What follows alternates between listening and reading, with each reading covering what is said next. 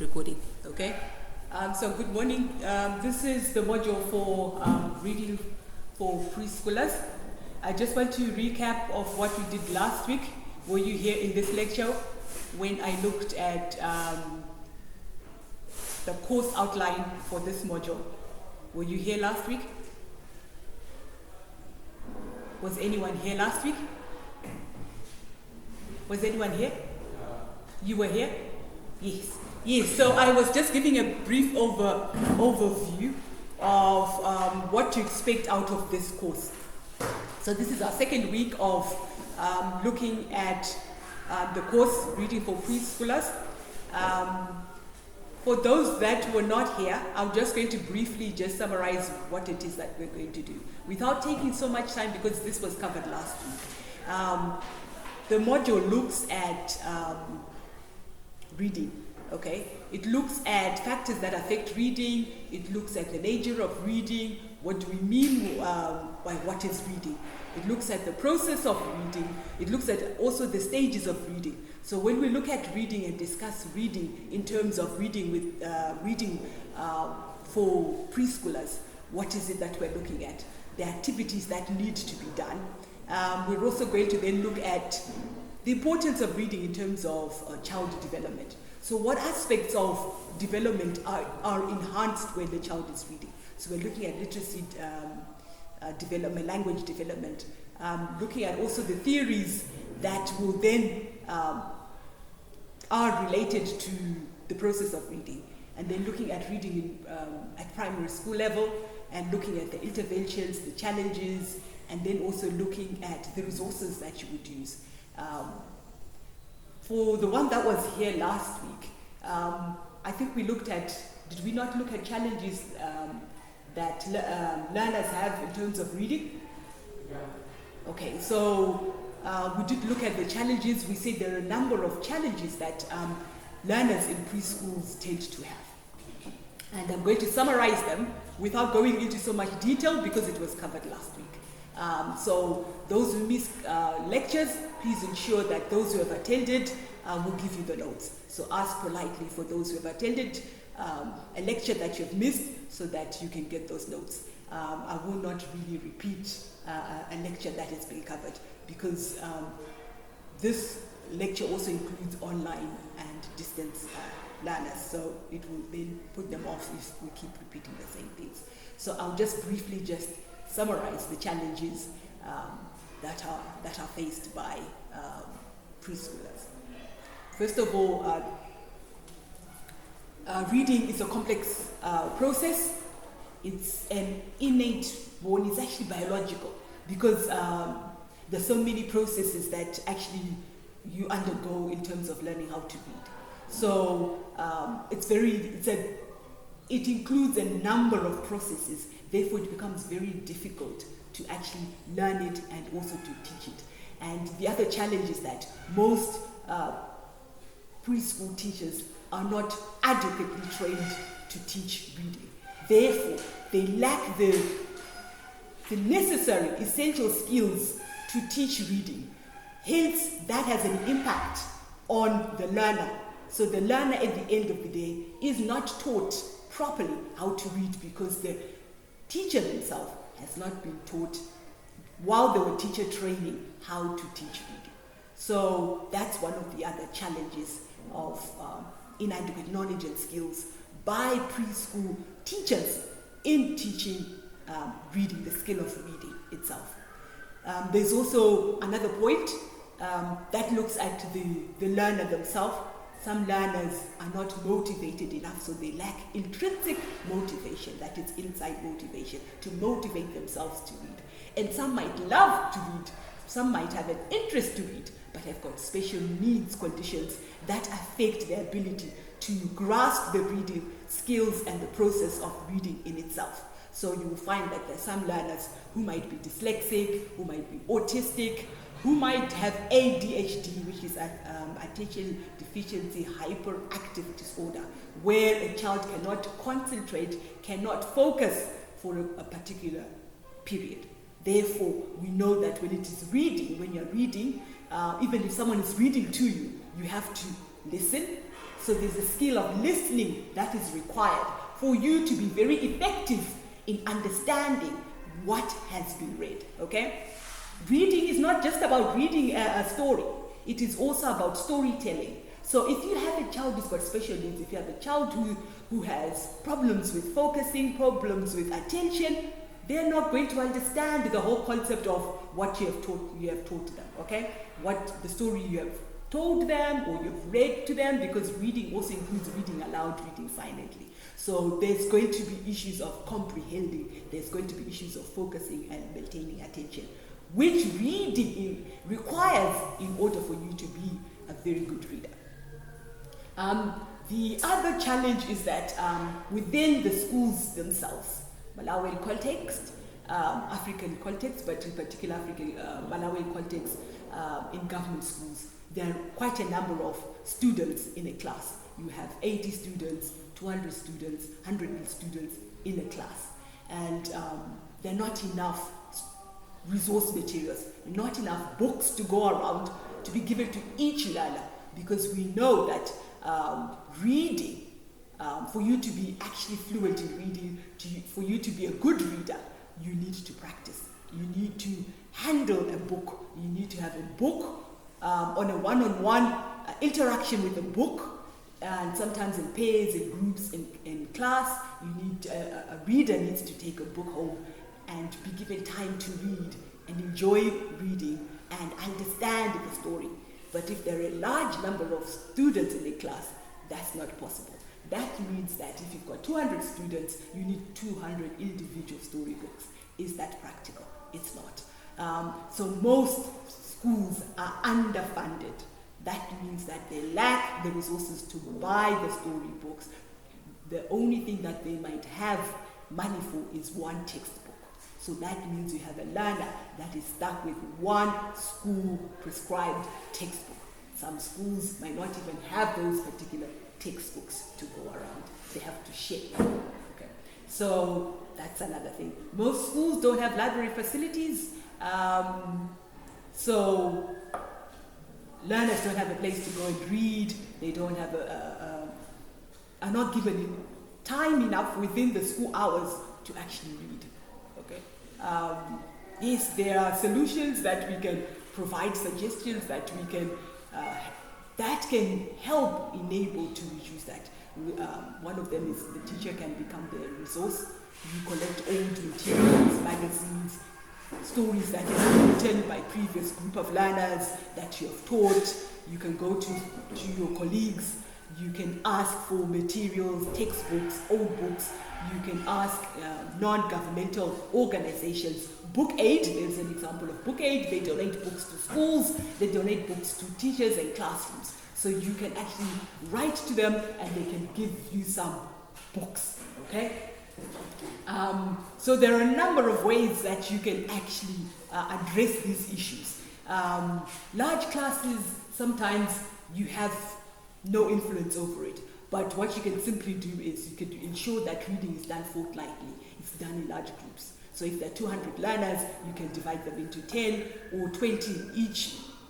20 students in a group, that's 10 students. So you can have a book that they can all share, go around and each take a turn in reading. Okay? Because reading is the fundamental building blocks of everything else. Without reading, the child cannot write. Without reading, the child cannot listen attentively, cannot speak. So cannot speak fluently, because it's through reading other people's work, it's through reading stories that we become very fluent in speaking, that we are able to pronounce words because we've heard the teacher pronounce them correctly, so the child is able to imitate. But with no reading practice, no pronunciation drills, the child will find it very difficult to then be able to read. And we know that in all subjects, there is an aspect of reading that has to be done. Whether it's maths, whether it's social studies, whether it's history, whether it's geography. The exams are going to require a child to read instructions, follow instructions, answer questions, and that's all reading. So literacy is very important in terms of building the reading competence of a learner. That is one thing that we looked at. What else did we look at? We looked at factors that affect reading. Did we look at that? Yes. Yes, we looked at factors that affect reading, and we said the factors that affect reading are broken down simply into two categories. We've got external factors and internal factors. When we look at internal factors, we are looking at factors that are related to the child themselves. External factors, it's out of the child. These factors don't have an affect the child. The child has got no influence over what happens. So like the home environment, the school environment, the community will have an impact on how the child learns to read. So no textbooks at school, that child is going to be struggle. That child will struggle in reading. So no motivation, no involvement of parents in motivating learners to read or encouraging their children to read outside of school when they get home. That is going to also affect the reading level and the reading ability of that learner. So we did give examples of parent social class. So if a parent is educated, a parent has got a certificate, some form of qualification, some form of certificate or diploma or degree or a master's or a PhD, automatically the fact that the parent has got a qualification of some sort, the learner is, their child is going to go to college. It's not about even motivating the child. It's not about even encouraging the child to learn. The fact that the parent has got a college qualification adds immense impact, immense value and motivation for the learner, for their own child to want to pursue, to get a college or a university qualification. The fact that the parents have a qualification.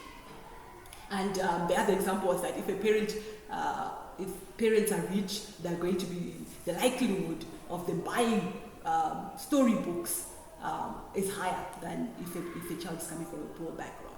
But we said, like last week, I want scholars, your academics to be balanced and very critical in the way you weigh out arguments. It's not always true. Some parents are rich, but they lack the motivation of encouraging their own children to read. Some don't know how to read. Some became rich because they motivated themselves.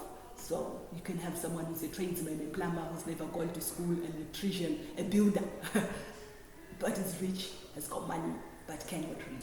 So will not encourage the child to read.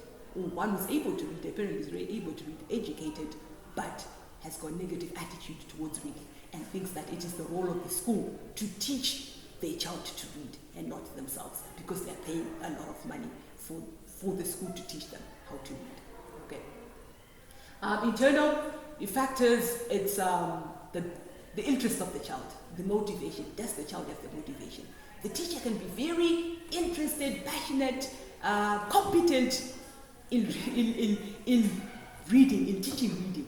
But at the end of the day, it's a skill that you're imparting to someone else. So the person that you're imparting to, the learner that you're imparting to, has to have interest. And some learners do not have interest in reading. Some learners find it very difficult. Then there is aspects of gender as well. So you find that boys will have difficulties in reading in general. There's gender differences when it comes to reading. Girls are likely to read better, are good communicators, are good readers. Boys tend to be slower at reading. They tend to grasp the reading process later on within the primary phrases. So there is gender differences. There is also the consideration of special needs. So if a child has got special needs, they're going to grasp reading quite late. So those are the factors that affect reading. What else did we cover?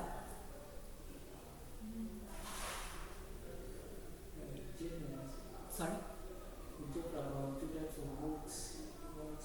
Okay. Oh, the two types of genres. We've got non-fiction and fiction. Okay. And did we give examples of them? Yeah. And then did I go through all of them? The historical fiction, what it was, the science fiction, what it is. Yeah. We did that. Yeah. Okay. So as as an expert in reading, you need to know the different types of genres. When you say genres, we're talking of the different types of books that are out there. So that at the end of the day, the books that you select for your learners are varied, are appropriate at the level of the learner, are relevant to the learner, are exposing the learners to different types of books that are out there. Because the other issue was that teachers themselves, even when I was lecturing this module last year, teachers themselves don't know which genres are out there.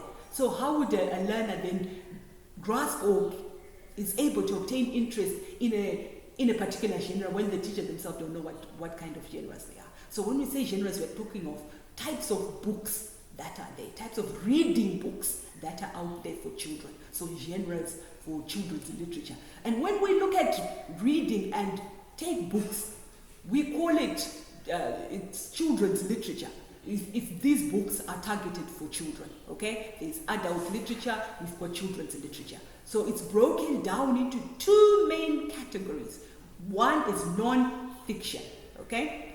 Non-fiction just means that it is a book that is giving information on a subject or subject or matter on a specific topic, on any topic. It could be about clothes, different types of clothes, different types of shelter, different types of transport. It could be about photosynthesis, it could be about geography, it could be about science. So they're mainly related to science, school subject related books, okay? Or self-help books, okay? So it could be about bullying, how to deal with bullying, teenage pregnancy, how to deal with the divorce, separation. Are you understanding? The child is being taught something. It is factual, okay? It is factual based in the fact that you can double check the information that is in the story, okay? That is in the book, okay? If I say, where is Malawi located?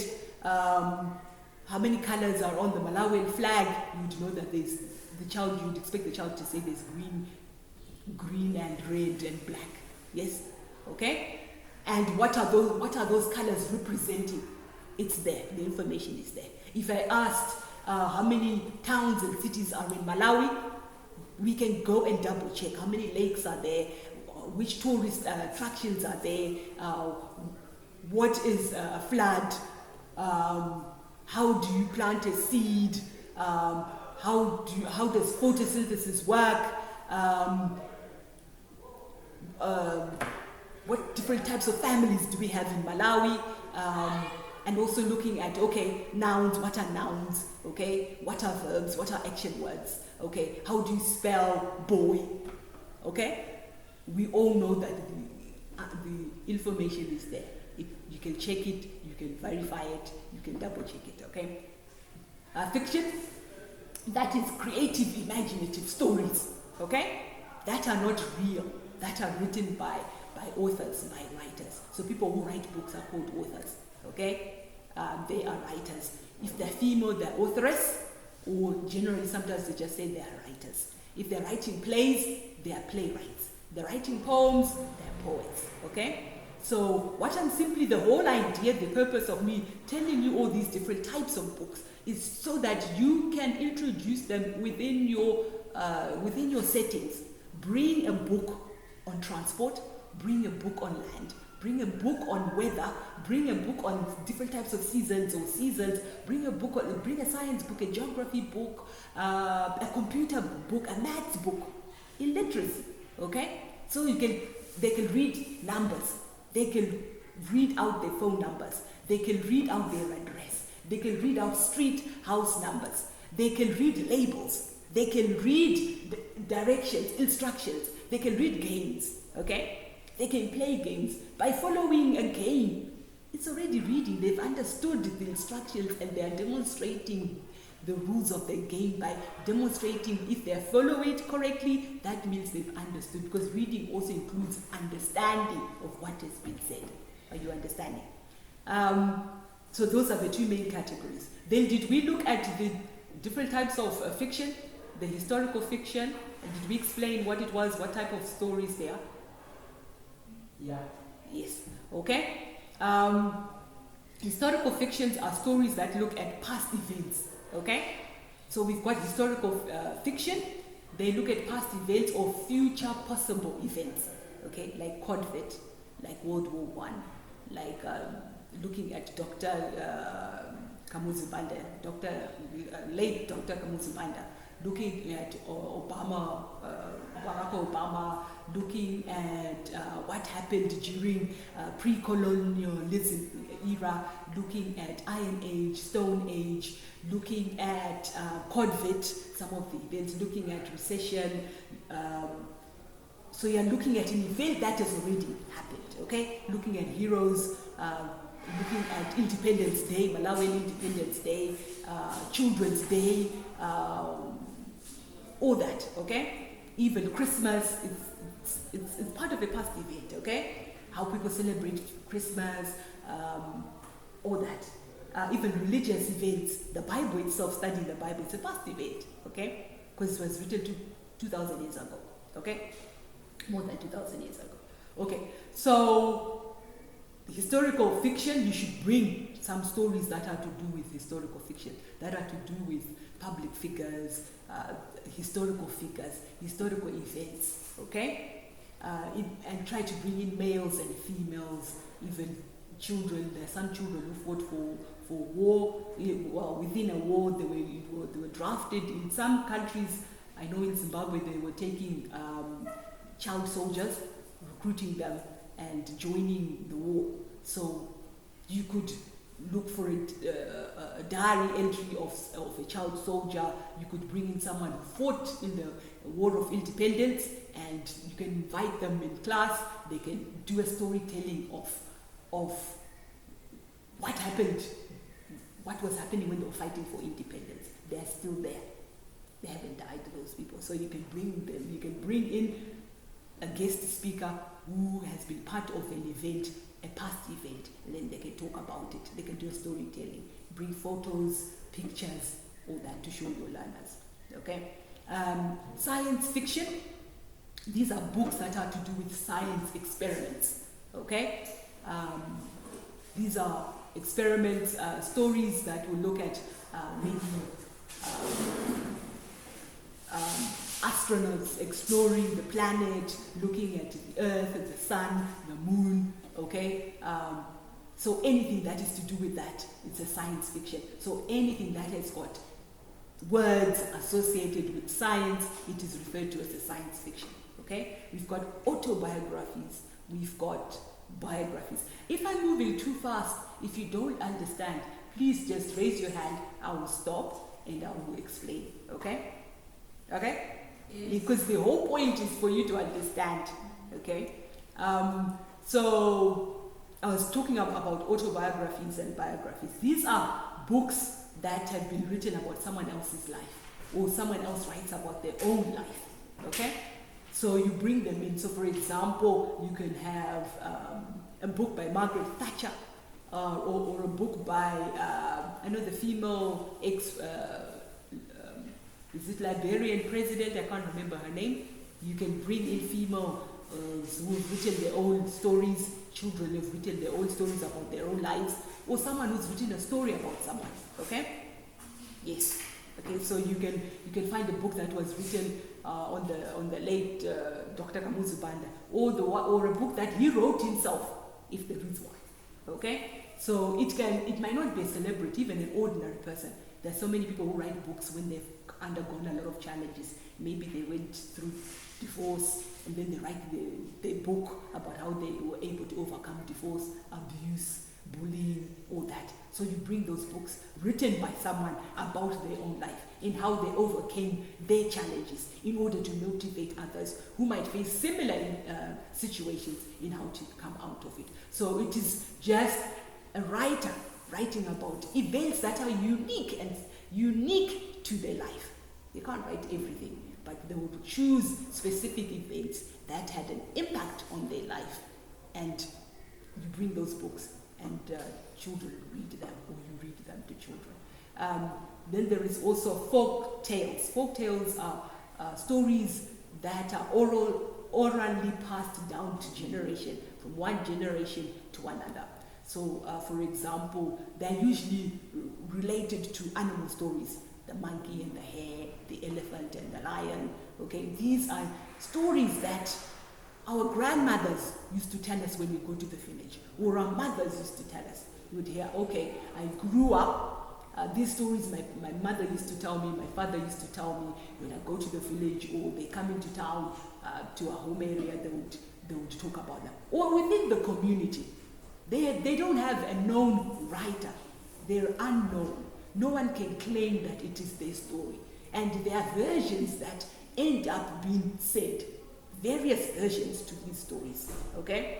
These stories were more based on moral lessons to encourage children and people to live in harmony, in peace, in unity, and to follow social structure, the ordering of the social structure or the social systems within their community, within using animals as a way of passing moral values, okay? So some of them were mainly animal-related stories, but some had animals and people within the story, okay? I don't know, do you have an example of one that you might know, of a folk tale? Can one tell me one, just in short, 1 minute, of a common Malawian traditional folk tale? Animal related, or that has got animals and people in it.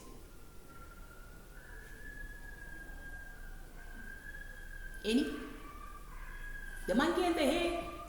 Don't you have the monkey and the hare? For example, it was okay, let me show you. This one I grew up being told that once upon a time, long ago, there was a monkey and a hare.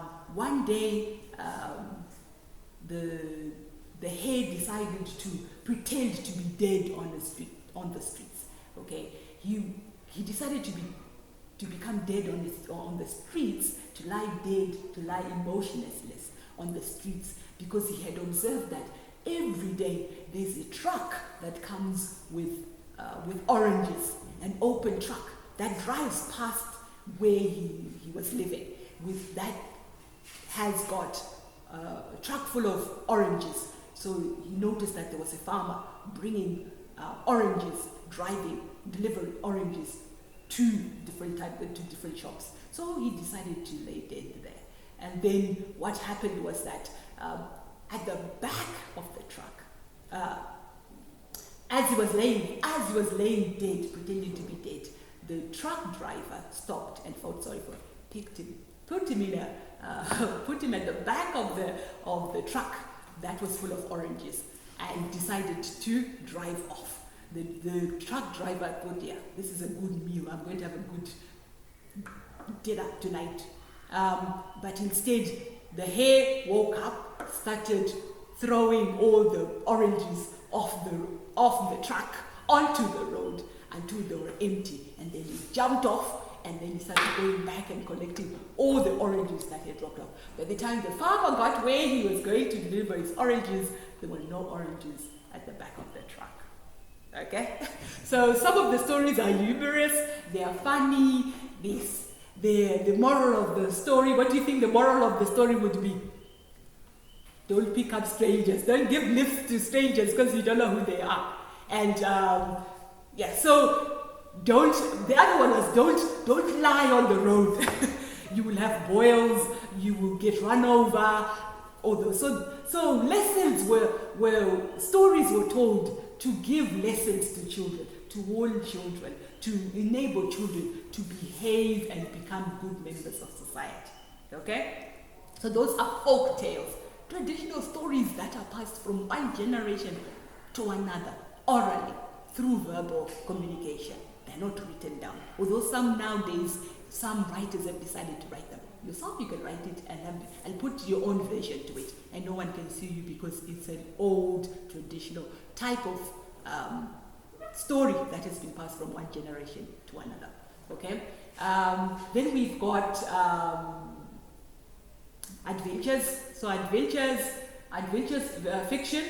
These are stories that are to do with exploring, discovering, treasure hunting, going out to the jungle, finding things that are that have been misplaced or lost. Okay, trips, mountains, mountain climbing, canoeing, space, going up out of space. So there's a combination of these different types of fiction of genres.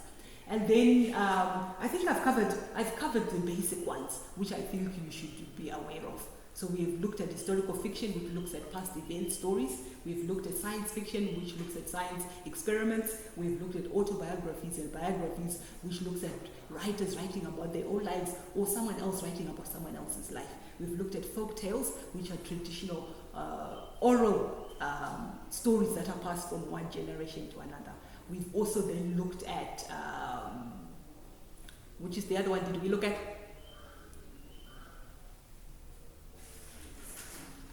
Adventure. Is there another one that I've left out? Is there any that I've left out?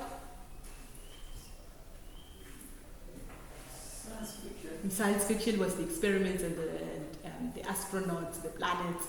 Yes. So what you simply do is that you determine what type of fiction it is by the words that are in the story. So if there's a doctor in there, it's a science fiction. If there is an astronaut, it's a what? It's a science fiction. Because if there's anything to do with planets, water, discovery, photosynthesis, words that are to do with science, it's science fiction. If it's to do with the history, a person who was in the past, who lived in the past, okay, it's historical fiction. And when you talk to your lalas, you should be able to say, we are reading a historical fiction today. We are reading today about Dr. Late Kwamuzi Banda. Okay? We are reading today about World War I. We are reading today about Quadvet. Okay? And it's a historical fiction because Quadvet, it's almost 3 years past that we've had Quadvet, although it is still there. But the impact, it was a global pandemic that affected everyone. That had an impact on our economy, on our political structures. So it had a huge global impact. It affected almost every country. Everything went almost on a standstill, and people are still recovering. You can talk about, even recession, these are things that you can talk about, okay? So even when you bring in even money, what used to happen long back? There was no money long back. There was barter trade, okay? You can bring in artifacts, okay? Clay pots, bows, arrows, spears, okay? These are now objects that were used in the past, and some of them are still using them. Some of them still have them. Chiefs still have their shields, they still have their arrows, they still have their bows, they still have their rods, okay? So these artifacts are still there. Some kings still have their crowns, okay? So you can bring these objects in and children can have a look and say, this is your artifact, these are artifacts, this is part of your past history, okay? You've understood. Yes, so the only challenge, the only debate with classification of these fiction is that they're interwoven, okay? So you will find that an autobiography or an autobiography might have some elements of what? Of folktale, okay? An autobiography might have some information about what? About historical fiction. So I could write a story and talk about my childhood. That's already my past, okay? I could talk about the independence, okay? Or the War of Liberation in Zimbabwe. I was only 4 years old, but there are some incidences I still remember, okay? So I could talk about that, but that's a historical fiction, okay? That we used to have soldiers coming to our house. Loads of people always coming to our house, but that was when I was 4 years old, okay? So it's an autobiography, but there is historical events within that autobiography. I could put a science experiment, okay? I went off and decided to do an experiment, grow some seeds, and then decided to watch it as it germinates, as the seeds germinated. Can you see that? It's an autobiography, but I've put someone science experiments in it. Are you understanding? So that is what I'm saying, that very few stories are just typically fit within the category. They include other fictions, other types of fictions within the story, okay? So that is the challenge that is there. okay? And then some don't fall under any category, okay? You've understood? Yes. So any questions on that? So what was the purpose of us identifying the genres as a teacher who's going to teach reading? You need to know these genres. You need to read them. You need to bring them to your learners. Your learners need to know them. They need to be exposed to them. Okay? So that when you're describing, someone says, what type of genre do you like? What type of fiction do you like? At least you know as a teacher, the learners know. Okay? You don't just say, I like stories.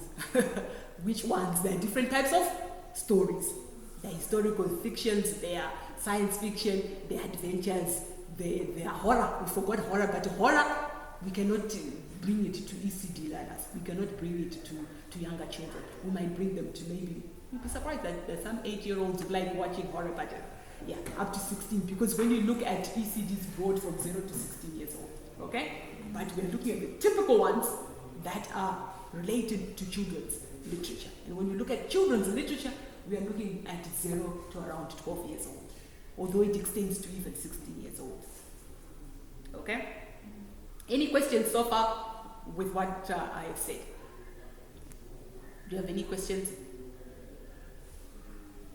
Okay, so if an exam question comes framed in this way, what are the challenges that children face in reading?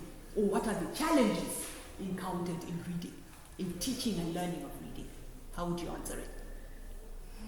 It's a typical exam question that I could bring. How would you answer it?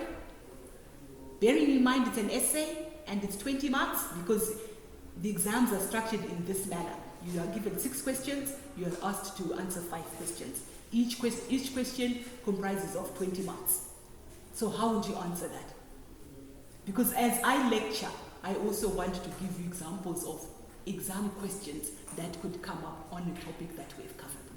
So that when you then read for the exam, you've got an idea of how the questions would be asked. Okay? We'll discuss the challenges faced in reading. Still the same question. Yes? What's the question? Discuss the challenges that are found in reading. That are found in reading. In reading, yes. Reading in preschool. Maybe special needs condition. Yes. And how would you elaborate on that? Because if you say it's an essay, so it needs to be full sentences. What examples could you give? Yes. With special needs, yes. There are children who might have difficulties in grasping the aspect of reading, such as children who might have special needs. We give examples of those special needs conditions, dyslexia, autism, and then what challenges do these special needs children have? Understanding the story, reading the story. You would need to make sure that the stories are written out in bold, but we're going to look at it in detail, how to teach reading to special needs children, okay? How else would you answer that exam question if it came? Lack of resources. Lack of resources. How would you elaborate on it? Because I think the other issue that I was having when I was marking exams, the learners were not being detailed. Yes, you've got the point, but you are not elaborating. You are not extending. I can't remember what time I came in.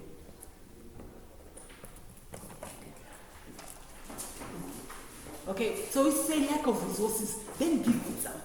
So when you're writing the exam question, what you simply do is your introduction. You will say there are a number of challenges that are faced by learners when reading, such as you are going to then choose, because we have spoken about a number of challenges. You choose the ones that you have understood, you choose the one that you have more information on, you choose the one that you have read widely on. Are you understanding? So there are a number of challenges, that's your introduction. There are a number of challenges that are encountered when children read in preschool, such as lack of resources, okay? Special needs condition, having a special needs condition, any other. If it's 20 marks, I expect it to be 5 examples that you're going to look at. So which other one would you look at? Teachers are not well trained. Yes, lack of training, proper training of reading by teachers themselves. Yes, that's the third point. What else? Sorry? Parents' finances. Yes, the financial status of the parents, okay? Parents' finances, okay? Anything else? Another one? No motivation from parents. No motivation from parents. But can you not group no motivation from parents with finances? Yeah. But you can, or you can separate them. It's two. Now it depends on how much information do you have? How many examples do you have? Okay, what's the other fifth one?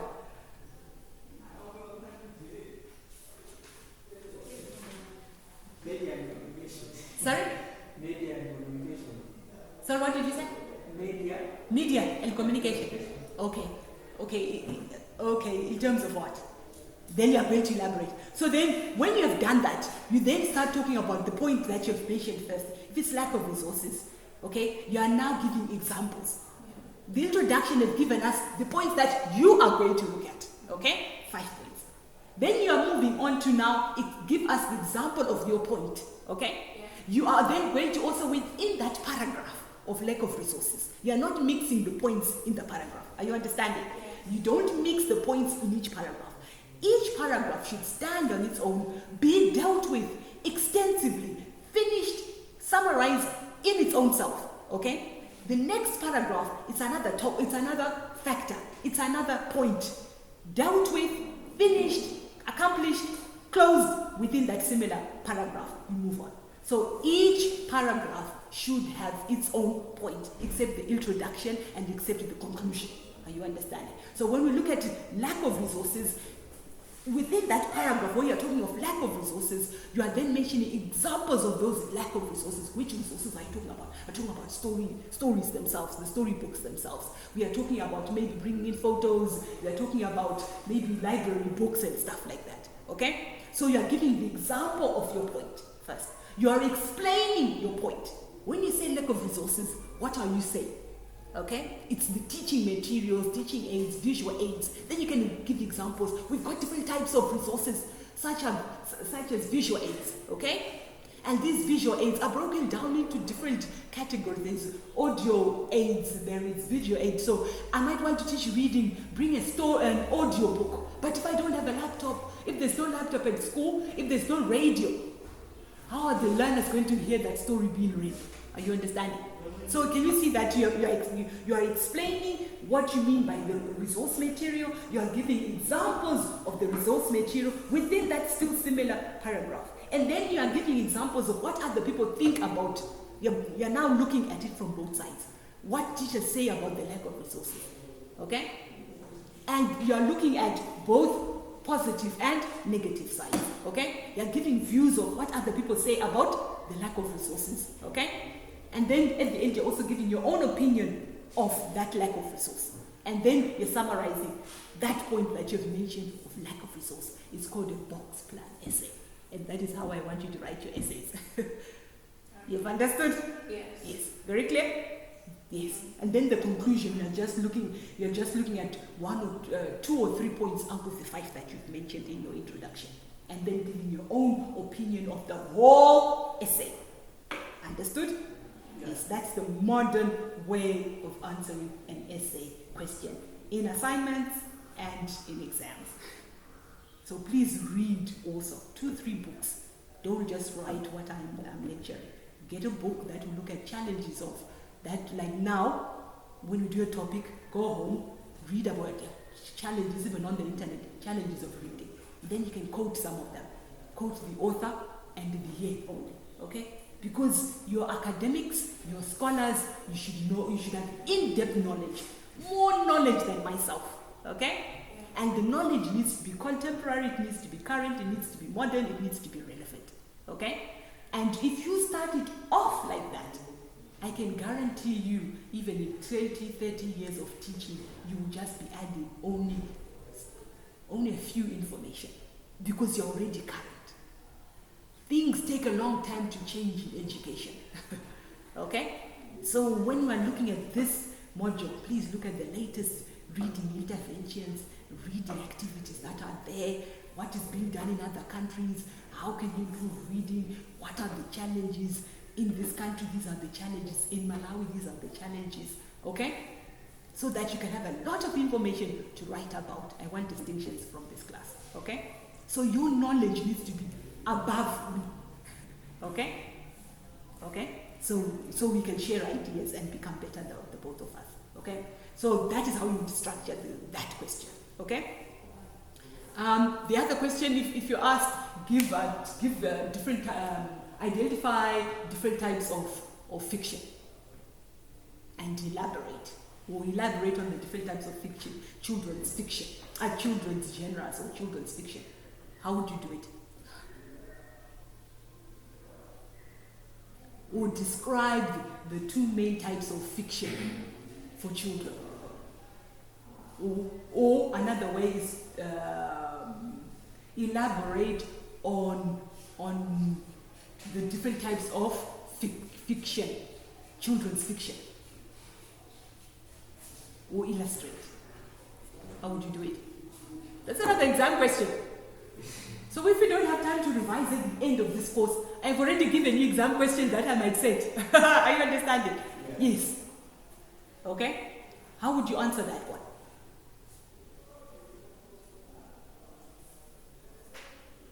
There are two main categories of fiction. Okay? We've got non-fiction and fiction. Okay? If the question asks you to look at fiction only, there are different types of fiction, children's fiction, such as historical fiction, science fiction, autobiographies and biographies, folklores. And then what you then do is, then you give example. Historical fiction are stories that, are you understanding? Yes. And then if you have read widely, you can give an example of a children's book that is based on historical fiction. Book written by Obama, or Long Walk to Freedom by Nelson Mandela. Okay? Yeah. That's a historical fiction. Okay? Science fiction, I think, can we not say Harry Potter? Because there are some science experiment discoveries that are there. Okay? Yeah. Yes. Folktale, maybe, what is it? King Lion, is it Lion King? It's an animal story, right? Yes. So you can also give a story, you can also give a book that is related to that type of fiction or to that type of genre. Are you understanding? If I asked you to what extent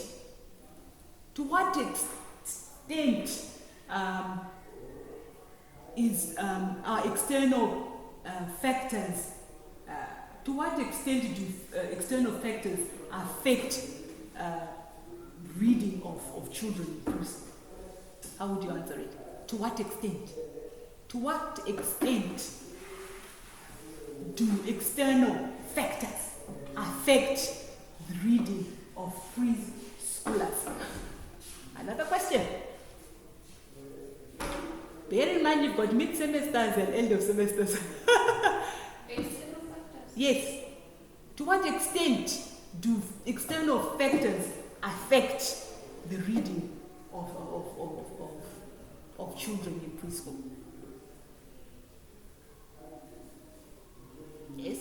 Bearing in mind mid-semester and end of semester, the questions should be different. They only are the same if a lot of students have failed maybe a question in the mid-semester. So if I see that maybe most of you did not do so well in one particular question, I could bring it back into the end of semester. You understand it? But the assumption is I'm bringing new questions. The topics are the same. They might be the same or they might be different, but the angle of looking at it will be different. Are you understanding? So how would you answer that question? To what extent? To what extent are external factors? To what extent do external factors affect the reading of children in preschool? And please jot down these questions and use them as a revision. Yeah. Yeah, please. Yes. School environment. Yes, school environment. Okay, so there are a number of external factors that affect a child's reading, such as the home, the school, and the community. 3. Okay. Yeah. Then you discuss the home. The home, if the parent is not involved or lacks interest in encouraging reading, or the maids the child is left with maids, the maids can't read, the child is not going to be able to read. Or there's no monitoring and supervision of whether the child is reading at home. Okay? Or the parents themselves are not a role model. They're not seen by their own children reading. So therefore that child is not going to be interested in reading. You move on to the school. If there's no library, if the teacher has got no proper training within the classroom, it's going to affect the child, right? If there is no library corner, we call it a library corner or a book corner in the classroom, that child is not going to be motivated enough. If the teacher brings only a particular type of fiction, that means that child is not going to be exposed to other different types of fictions that we've talked about. Okay? Yes. If the teacher does not encourage the learner that reading is a practical, daily, relevant experience, that child will not be able to acquire reading and adopt reading in various situations. Are you understanding? You've understood? Yes. Okay? Then the community itself. There is no library, maybe there's no library within the community, maybe within the community all they do is sell drugs. It's a poor environment. There are no activities out there. There's no drama. There is no theater. There is no reading opportunities for children to go to. Okay, that's going to affect the reading. Okay, in terms of how does the reading get affected? The level of reading will be low. The ability to comprehend will be low. Okay, the ability to even speak and articulate and listen is going to be very low. Okay. You've understood. You've understood the questions out might be asked. Did we look at reading as a language skill? Yes, okay, let's look at it. Okay. Where does reading come from? We're looking at language skills, okay? Okay. So, reading, to start off with, is a language skill. Okay? It is derived from the subject of English. Okay? Reading is derived from the English subject. English subject or literacy. Okay? We call it English when it moves to primary school, standard 1, standard 2, standard 3, right up to high school. It is literacy when it is in ECD, okay? Literacy, okay? So it comes from the English subject, okay? It's a language skill, okay? How many skills do we have in English, okay? There are 4 skills in English, okay? Which ones are they? Okay? Reading is one of them. It's a skill. It's a skill that includes information as well, content, okay? So this reading includes content or information also.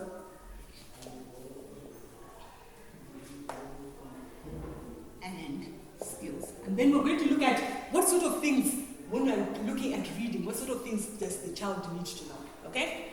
We've got another skill, that is listening. Listening skill. Okay? Reading skill. Okay? So we've got listening skills. Okay. Let me just name them first, and then I'm going to give examples of them. Okay? Then we've got writing skills. Okay? And speaking skills. Okay? The ones that are mainly used and advocated for in ECD, it's mainly to do with listening skills, ECD, focused, okay? Focus, they tend to focus on that. Speaking skills, also, ECD tends to focus on it, okay? Writing skills, and reading. Reading, yes. Writing, yes, but not so much, but it's there, okay? In primary school, it is everything. It's all of them, okay? Have you understood? And bear in mind that ECD does go straight up to what? To standard 3, if you're going to teach it, okay? But some of you you might not want to be teachers. You want to run a reading program. You want to teach children out of school. When they leave school, during holidays, after school, they come to your office. You've got your business. You can set it up as a business. You have one room. You come and teach them how to read only. You do reading tests for them. You do diagnostic testing. There's a lot of money just to sit there and check whether what problems does the child have. Is the child, especially the child, what problems do they have in reading and numeracy? It's a job. You can be a diagnostic tester, a special needs diagnostic tester. Okay? You can do a reading program. Okay? Design a reading program, put it into books, put it into tapes and stuff like that. That focuses on it. You can write children's literature, children's books. Are you understanding? You can be a teacher. Okay? You can be an illustrator, designing book covers. You can proofread and edit writers' books that are writing in children's literature. Do you understand? You can write school textbooks for ECD and primary school. Are you understanding? Yeah. Yes. Okay? So it's broad. Okay? When we look at, so these are the skills in English. Okay? There are 4 skills: reading, writing, listening, speaking. Okay? In ECD, it is referred to as literacy. We are teaching literacy in ECD, right up to from 0 to 5, 6. When they move to standard 1, it is now English. Okay? You've understood. When we talk of literacy, we are talking of the daily use of English. Okay? You are teaching the child the daily relevant use of English. Communicative skills. Okay? How to communicate. So you are teaching the child how to say their name, be able to tell you where they live, be able to tell you their parents' telephone number. They should be able to tell you about who lives with them at their house, how many siblings they have, what their parents do, what jobs do their parents do, where do they live, what hobbies do they like, what pets do they like, what holiday or trips have they been to, okay? What is their favorite type of music? Okay? What type of food do they like? Okay?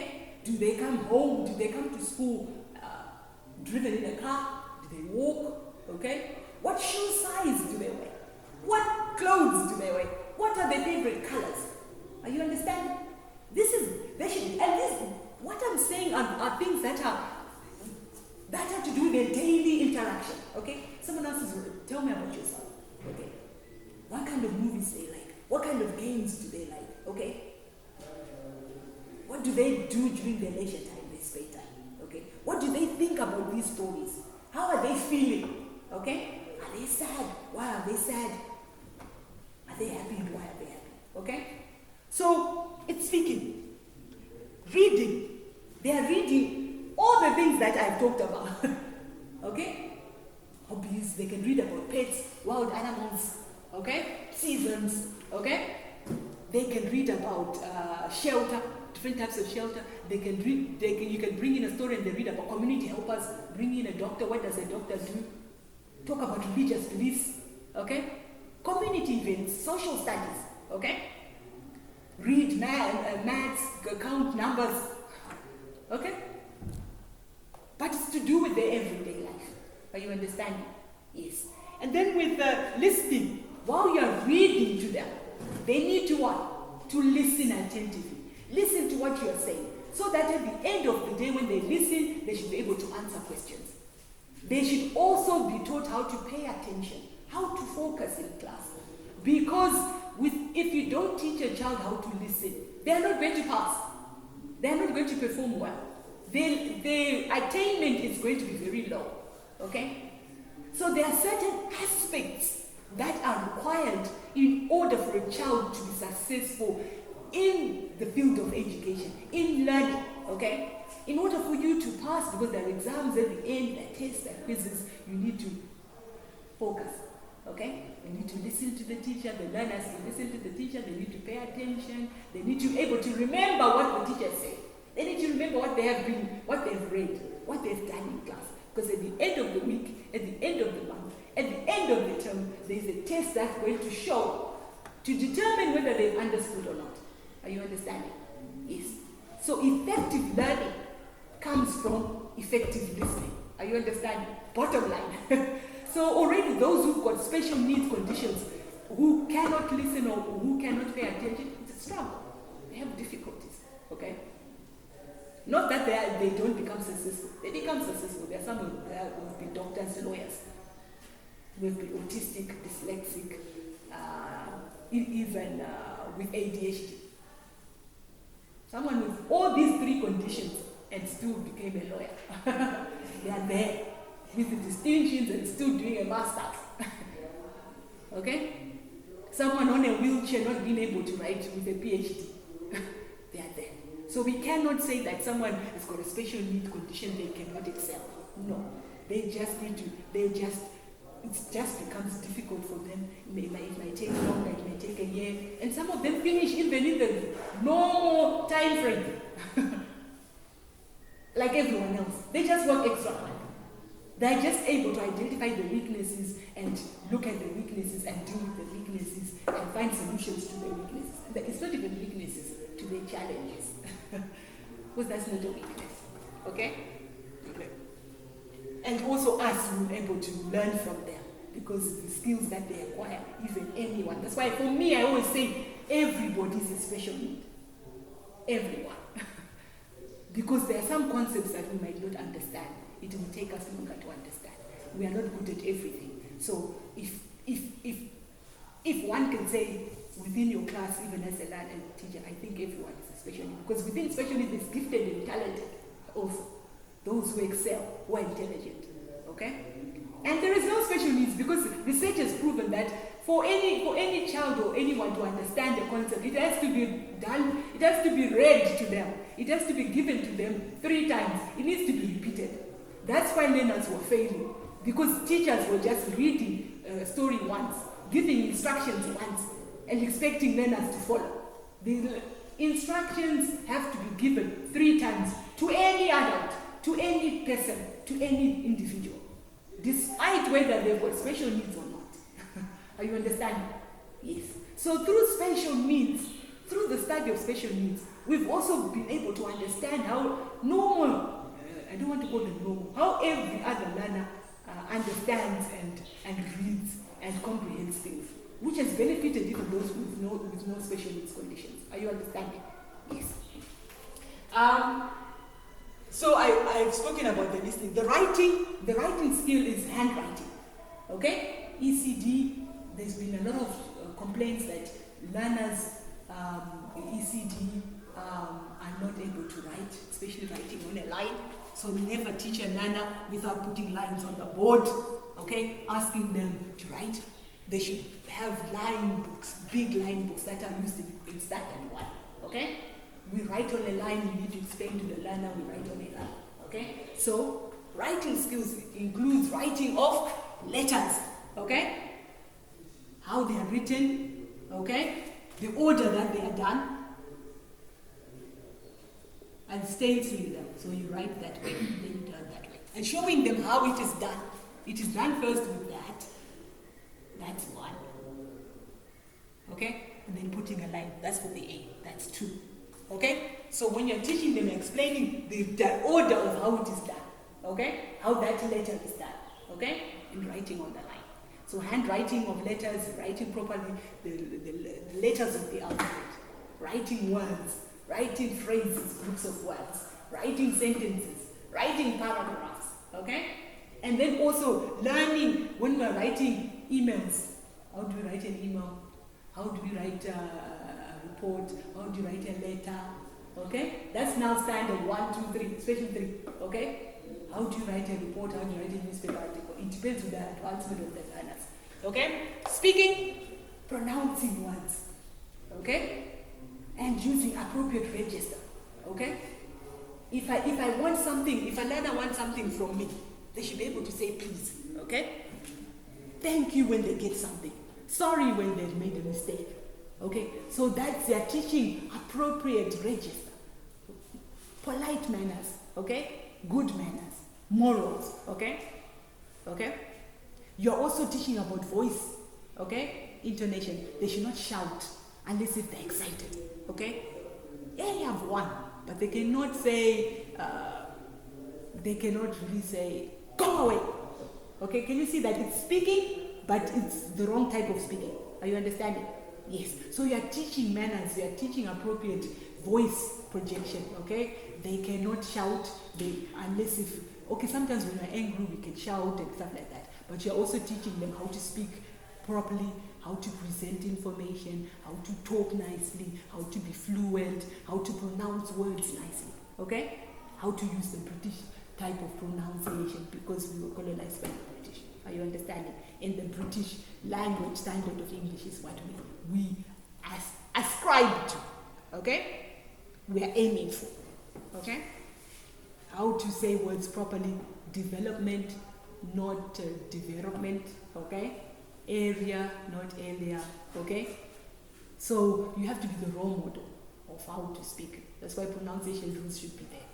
You say the words out, they repeat after you, so that they copy the proper way of speaking. Okay? So those are the skills. Okay? Let's move on. So integrated. Okay? How is it integrated? Okay? Reading, okay, is integrated into these skills. Okay?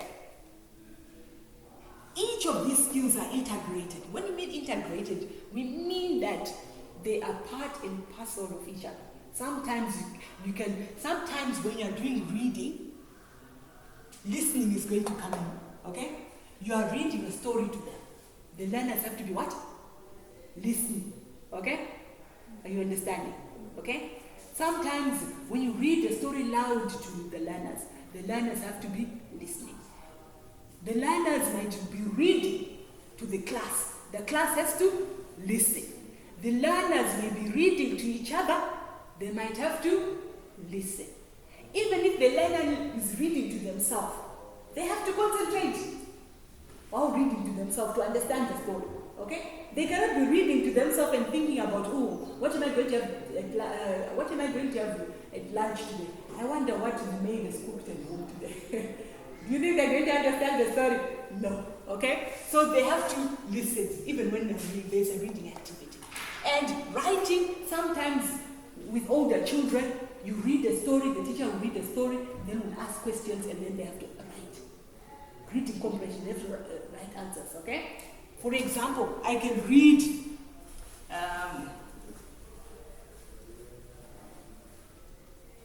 Mary and John are twins.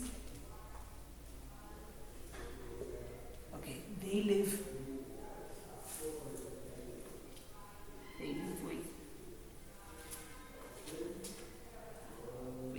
with their father. Okay, this is reading. Okay, so I can read this. Mary and John are twins. They live with their father in Lilongwe. Okay, I've read this, right? I can ask. While I was reading this, you were listening, right? That's listening skill. Now I'm asking you a question. Who are twins in this story? Mary and John. Okay? You're speaking. You're giving me the answer. Okay? If I ask you, if I write it down, okay? Where do the twins live? Okay? Where do the twins live?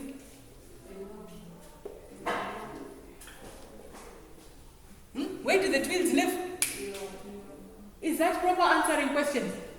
The twins, it has to be full sentence answer. The twins live in Lilongwe. That's how you write it. And you should do it even in your speaking.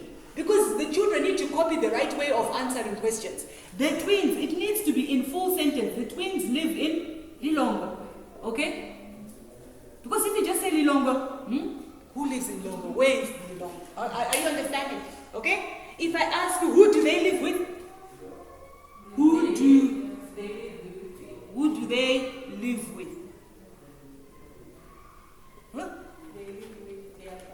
They who? Twins. You can say they, it's fine. They live with their father or the twins live with their father. But the best thing they should be, you should teach them to be very direct. Who are we referring to? The twins. The twins live with their father.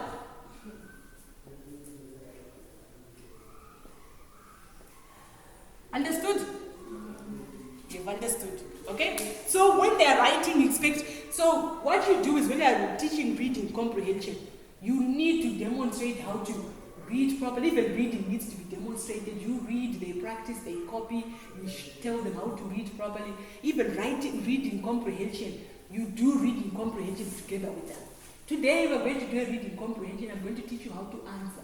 You should answer in full sentences. There should be a capital letter and a full stop at the end. It should be in full sentence. Your words should be correct. If you're going to write names, the names should be written the way they are in the story. You don't write it in the way you think. Okay? So you are explaining. So what you do is, this week they're doing a verbal explanation of how to answer questions. Next week, then they do it. Okay? Until they're able to do it on their own. Especially the first term should be done like that. Even second term, the first month when they come back, they might have forgotten. You need to teach them. Okay? So you need to give guidelines to the learners so that they're able to do it. Okay? Don't expect that the learner should just do it on their own. It's not right. It's not fair. Okay? You teach them how to do it. You teach them how to read. You teach them how to listen. When we are listening, you should be quiet. You should look at the person who is speaking to you. You should nod to show that you've understood. Okay? You don't roll your eyes, roll your head. You don't look outside when someone is teaching you when someone is speaking to you. So you are teaching them what to do and what not to do. Are you understanding? How to do something. You have to teach the learners how it is done so that they can do it on their own. That is so that they can become independent and be able to do it with or without you there. Are you understanding? You don't give an exercise without teaching. You teach first, then you give. You guide first, then you give the workout. Are you understanding? Yes. So most teachers will say that students are no good, they're failures. No, it's how you are doing it. You are giving the work without teaching. You teach first. You don't give work that you've not taught. Even for homework. Homework is to revise what you have taught. Most teachers, when they give homework, they're giving homework on a topic that they've never done in class. It's not right. That's not proper teaching. Okay? Yes. Even if you do a program in intervention, you're working with children, teach them, show them how it is done, what it is done, how it should be done, and then they practice, and then they do. You don't do tests, set quizzes without practice. Like what I was doing, I was giving you exam questions, testing you on whether you'll be able to answer the exam question. So you should do the same thing with your learners, with your children. Are you understanding? Yes. Okay? So writing you've understood. Okay? Then how to write letters, the format of letters, emails, and all that. Okay? How to draw a picture stories. There's so many different. Speaking, yes. You can do impromptu speech. You can do prepared speech. Okay. Like for example, I'm going to give you a topic. In 1 minute, you should talk about it. Who wants to start? Okay. The day I'll never forget. Can you start?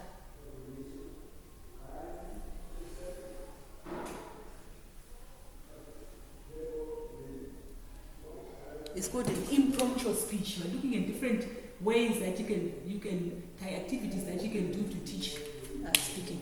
Giving unprepared speeches, unprepared topics for speeches. Okay? Impromptu speech. Okay? So can you talk about the day that you never forget in 1 minute? And someone, can you time it for 1 minute and then say stop? Someone at the back with the phone, just make sure that if it's 1 minute, she stops. Yes. Can you tell her when to start?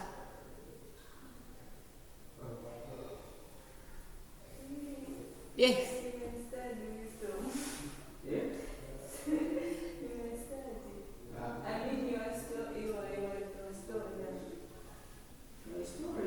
Impromptu speech, can you timer? The day I will never forget. Everyone is going to do one for 1 minute, just to practice speaking skills. Yes. So we're starting. Yeah, start. Yes, start. Because you cannot give an activity that you yourself have not done or practiced.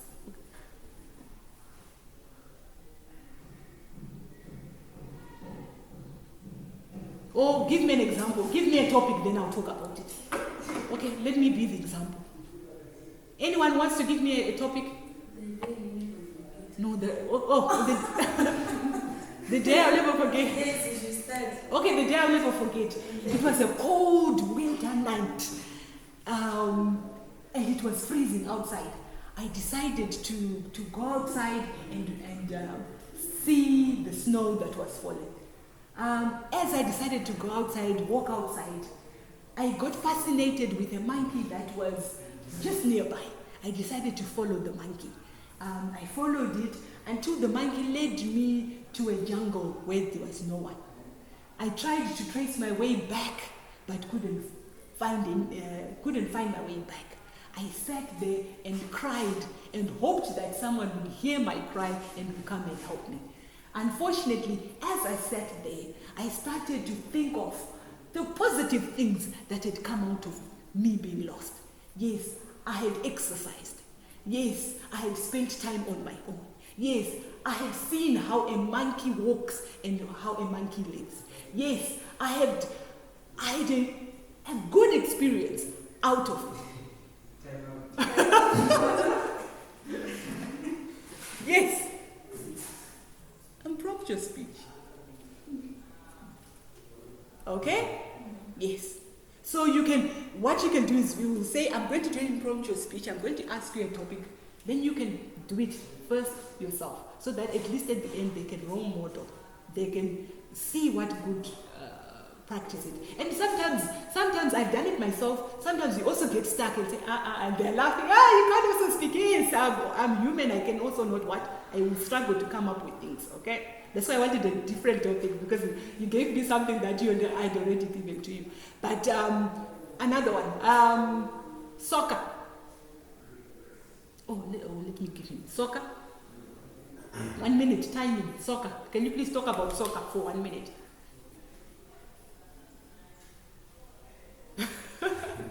Tell him to start it with me. Okay. And sometimes even when you say soccer, the topic, just give them maybe 1 or 2 seconds, 3 seconds to just think about it. Yes.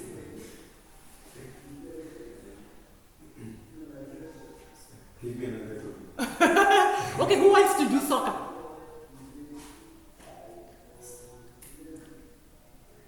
I don't even like soccer. Myself, I don't even like I only watch soccer when people are watching soccer and stuff, and I've never actually sat the whole time to watch it right to the end. I just get excited when there's a goal, when someone is kicking and there's a goal. And after the time people get annoyed when I ask, so what is happening? What are the rules? What are the regulations? But I've already started talking, have I not? That I don't like soccer. I don't know anything about soccer, but it is still about what? Soccer. You understand? Yes, so you can still do it like that. Yes. Or you can even talk about your own father. My father likes soccer, or my brother likes soccer. They support Man United, or I like the local Malawian soccer team and stuff like that. So you can talk about yourself on the topic of soccer, yourself or someone else. Or it can be imagined, unreal, like I talked about the monkey. Okay? So it can be a fiction story or a non-fiction. You understand? Or it could be both. Within a story, you could have fiction within it and non-fiction. Real life events and imagined events. Are you understanding? Yes. Okay. Any other topic? Okay, can you give each other a topic? Maybe my topics are boring because I'm older. Can someone give one and then we move on?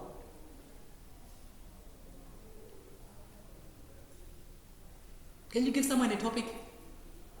Or just say a topic, and if someone wants to talk about it, they can. I'll talk about soccer. Okay? Yeah, I love soccer. Mm-hmm. I support Chelsea FC. Okay. Yeah, we now with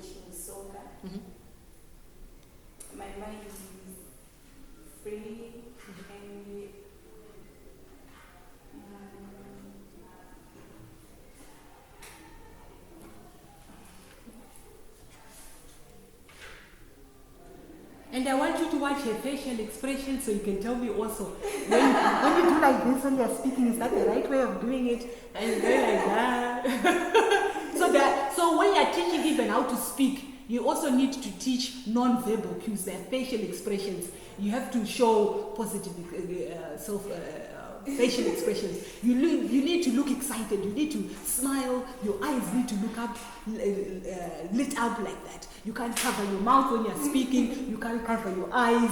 You can't say all the time. Okay? Yes, ums are there. They're loud, but you cannot be saying I went for a long walk home. So not too many gestures. Are you understanding? Yes. So you are teaching that also when you are teaching speaking to children.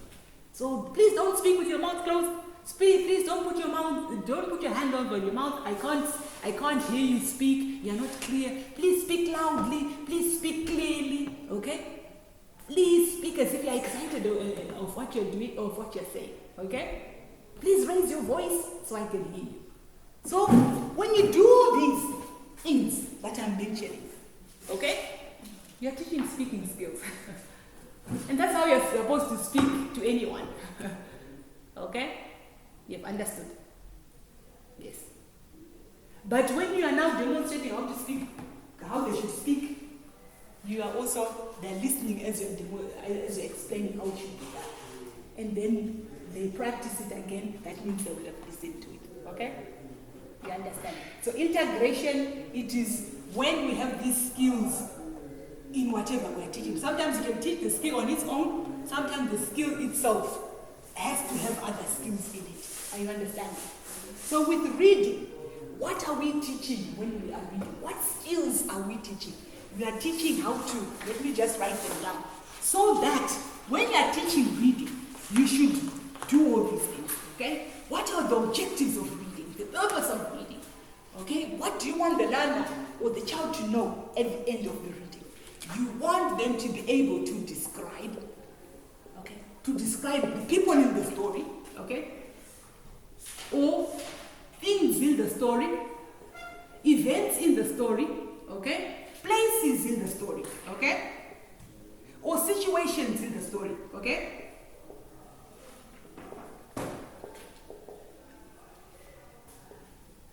Okay, what do you also want them to do? You want them to name or list, okay? Or identify, okay? Okay? People, so characters, okay? Who are in the story? Names, okay? So you want them to name, to give names of the people in the story, to give their settings. Settings is where the places where the story takes place, and also to name the plot, okay? So this is what happened. Are you understanding? Okay? You want them to narrate, okay? To retell, to tell the story again in their own words. Are you understanding? In their own words, okay? Or according to their own understanding. What do you want them to do? You want them to understand the story, okay? The storyline, okay? From the beginning to the end, okay? You also want them to be able to identify, okay? To classify, okay? To classify or to, in fact, to classify or group things, okay? Group similar, okay? Events, okay? People and places, okay? You want them to be able to sequence in order of how the story happened. Sequence the order of the story. Please write this, because these are important things that when we are reading, these are the skills that we are trying to get. So we are trying to get them to understand the story, which is the content, the information, okay? But then we are also trying to also get them to what? To enhance the skill of understanding, okay? Sequence, okay? The story. The sequence of the story, okay? In chronological order, okay? In the order that the story happens, okay? So they should be able to identify the beginning, the end, and the middle of the story, okay? And identify the beginning, the middle, and end of the story. Is it clear? They should be able to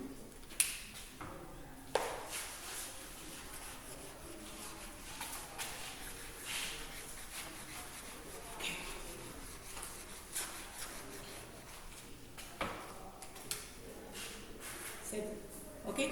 They should be able to match, okay, places with people and places, or even match people, okay?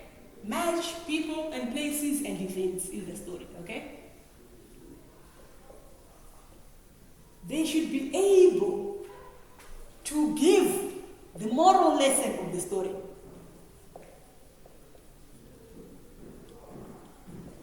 They should be able to give their own opinion of the story, okay?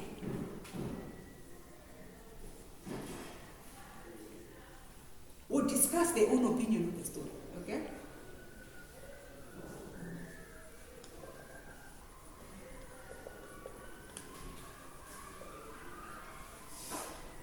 Okay. They should be able to debate, okay? To debate about their emotional response to the story, whether they like the story, emotional response to the story, okay? For example, did they like the story? You can ask them, did you like the story and why? Okay, they should be able to give reasons, okay? Okay, elaborate on their reasons.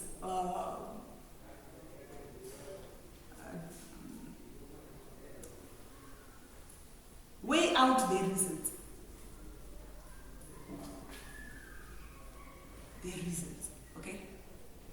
Of their position in the story, okay? Are you understanding? If I'm going too fast, please let me know. Okay? Can you see right at the bottom? Weigh out their reasons of their position in the story. They should be able to make decisions based on the story. They should be able to use, 11, 12. They should be able to use, their own personal experience or relate their own personal experience, okay? Use or relate, their own personal experience to the story, okay? That's another thing that you're trying to get, okay? They should also name the story. They should know the book title, the name of the author,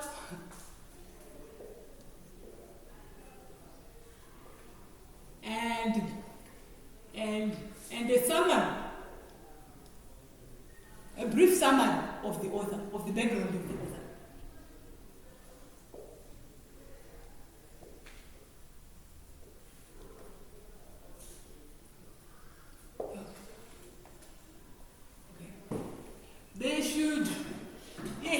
They should relate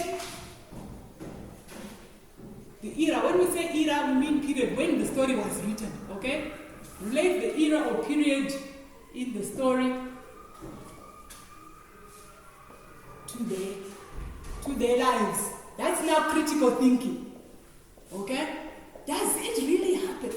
Can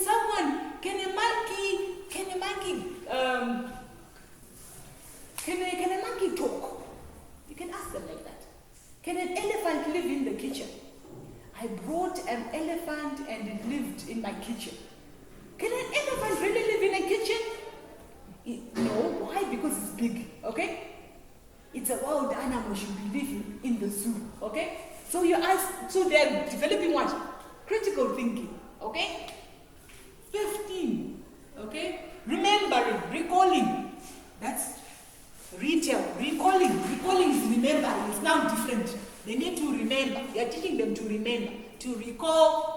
remember events in the story. Remember this. The main storyline. They can't remember word to word, but they should remember the what? Remember the main storyline or summary of the story. Oh, and they should be able to summarize the story in brief. Okay?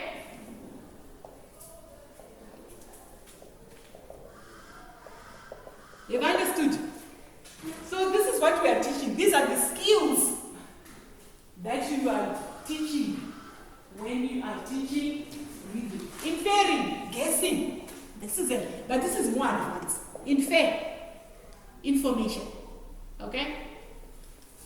Explicitly given or not given. Okay? Explicitly, that means it is there. Okay? Or explicitly or not explicitly given. Are you understanding? Okay. Like for example, if I wrote, if I said my elephant Tom, my Tom elephant or my elephant called Tom lived in the kitchen. I can ask, is that story true or not? What skill am I trying to get them to do that? When I ask, is this story true? That my pet elephant, my pet Tom the elephant lives in my kitchen and eats carrots. If I ask, do you think the story is true? Why? Yes, it's now reasoning. To reason, okay? So, to reason out also. You're teaching them to reason. Okay? To make decisions, to reason, to give them options, to reason on whether the information is correct or not. Okay? Are you understanding? You've understood. These are the reading sub-skills. We call them sub-skills. So what you do, you can say, in this lesson today, I'm just looking at characters.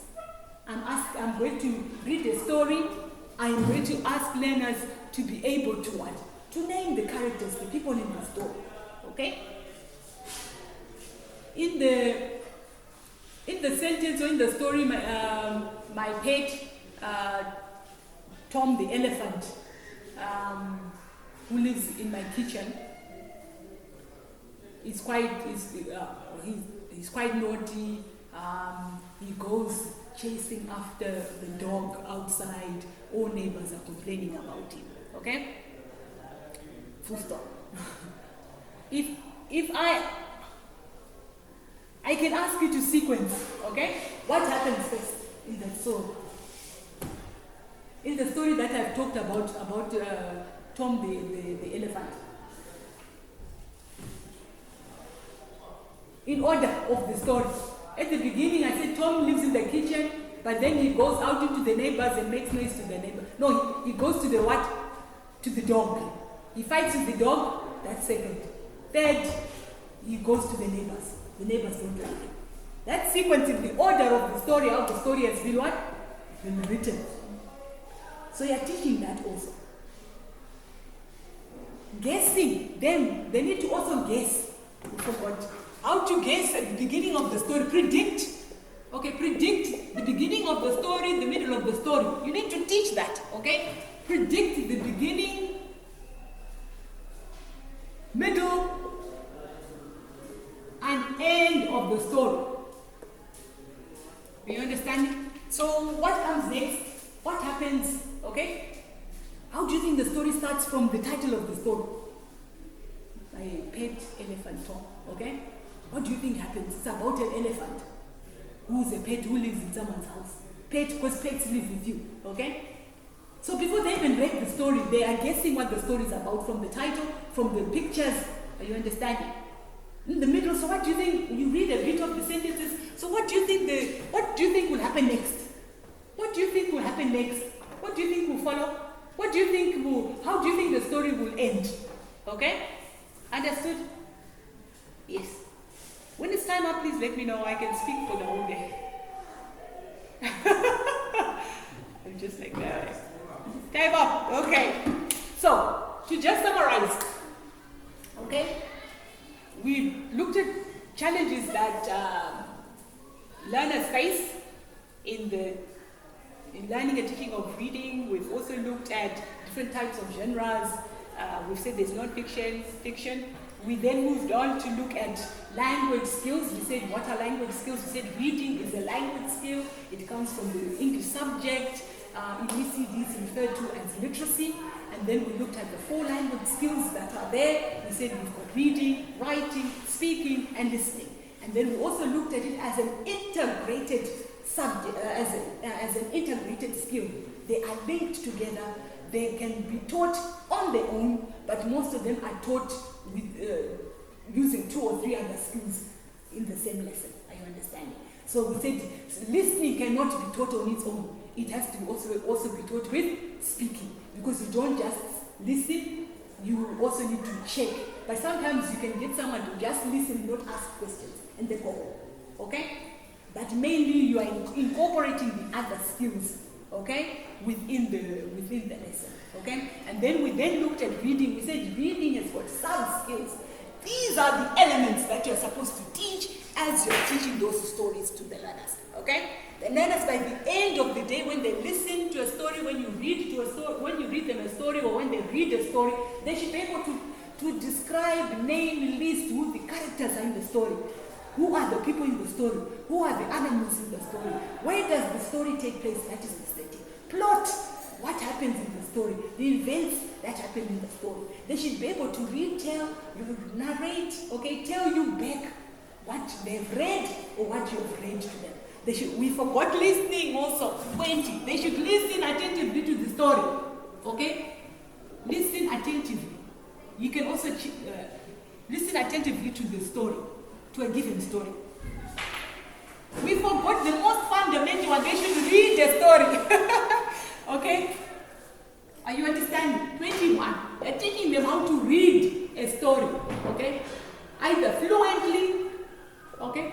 To pronounce words correctly, it's all part of reading. Okay? To pronounce words correctly. Pronounce words correctly. Okay? And also to give meanings of words. Okay? Again, also, meanings of words in the story.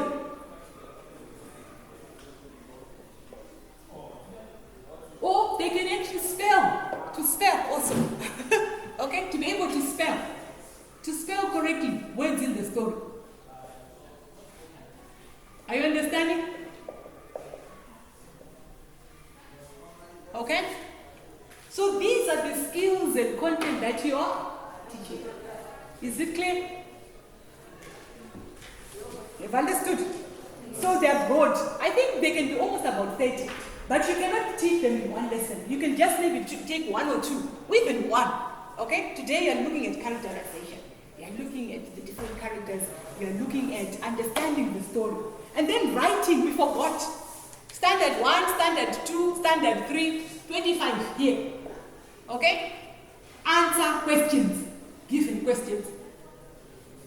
Okay? Now written what? Written comprehension. Are you understanding? They should be able to answer questions. Okay? They should be able to respond to your questions.